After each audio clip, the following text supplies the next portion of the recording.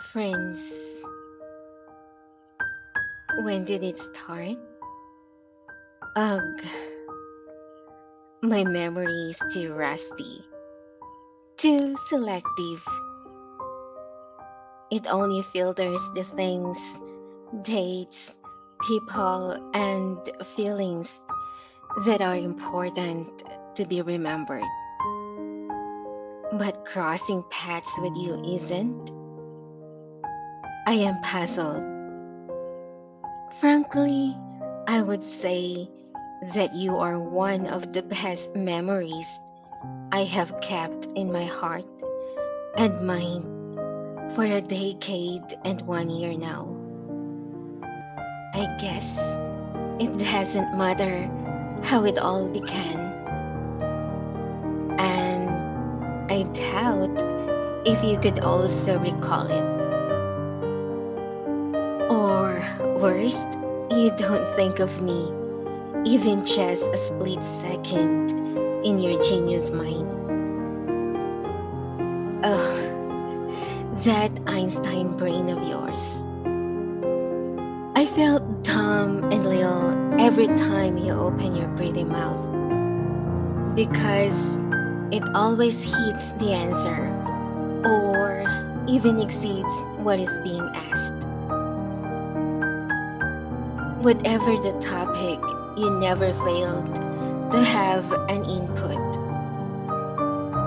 Even in the nasty and below the belt remarks, you can pull through and move and still composed. Our trainer has nothing to say, but shakes his head with more than content eyes. But when our trainer's eyes meets mine, his eyebrow would raise an arch and his mouth forms to a smirk. But you have your own way of dismissing the kind of hostile treatment to me, and I am pleased. Though I know that all our co-trainees are brainy minus me, but you catch everyone's attention without soliciting them. Is it because you have a beautiful male voice, well built body, and handsome face? Yeah, yeah. You seem to be perfect. What my gay teammates call you? A hunk actor? Fitted to be an action star. You are the only reason why they befriended me.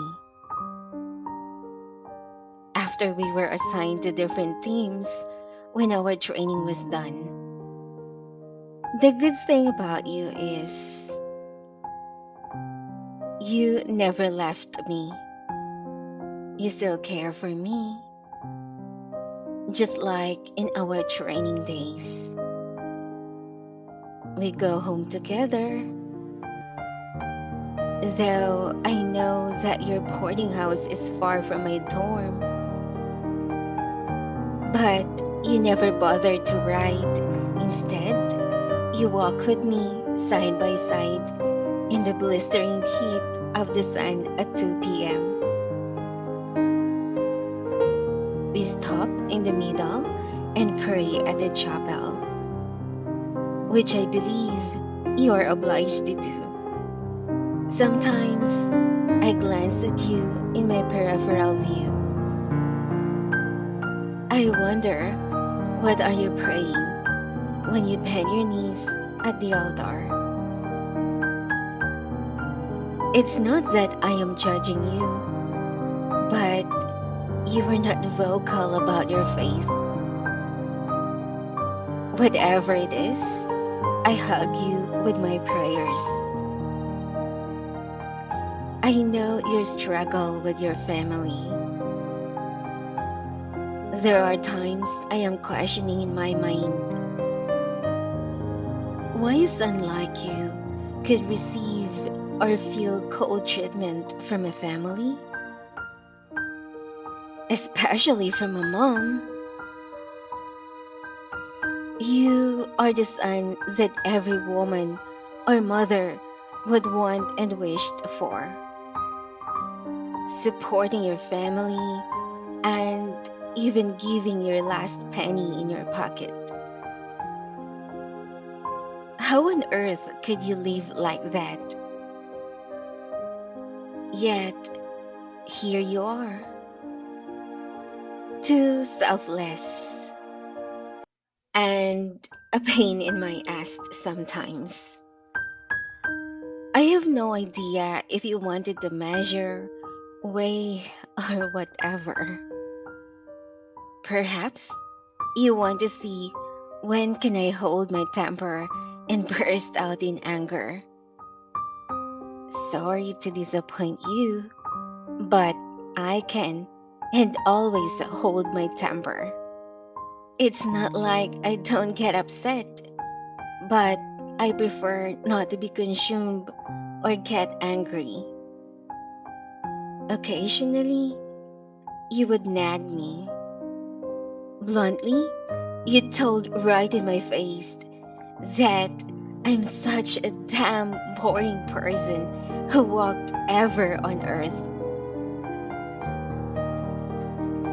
Seriously? You know, when I first heard that from you, I felt that all the blood in my body rushed into my head and about to explode.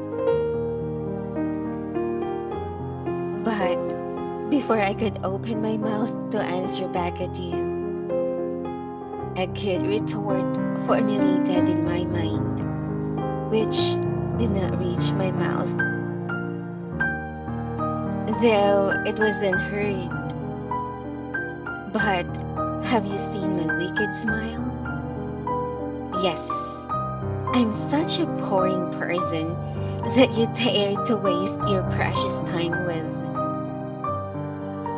A boring person that you could not leave walking alone on the street. A boring person that even when you are late to fetch your mom at the port, still remembers and asks the cab's driver to go back and hitch me a ride. A boring person that you bother to explain why you go with one of our co-trainees in helping her find a place. Secretly, it brought a pang in my chest. A boring person that you kept reminding to stay away with one of our friends because of his nasty mouth. And you are worried that it would pollute my innocent mind. A boring person that you created a chat room just to avoid asking help from my supervisor. A boring person that you don't want to wear a dress that it would expose my cleavage. A boring person that consumes your break and lunchtime, even forgetting your smoke, that I sometimes want to smell from you. A boring person that you waited an hour to finish my shift and shared some breakfast with after. A boring person that you kept asking who's my crush. And how am I supposed to reply to that? If the answer is the one who is asking, we parted without your knowledge. I just couldn't admit it. It's not about being stubborn, but I was too coward. What if I say that I just don't have a crush on you, but I have fallen for you, and you felt otherwise? That's horrible. I don't know when it all started, but I know we ended as friends.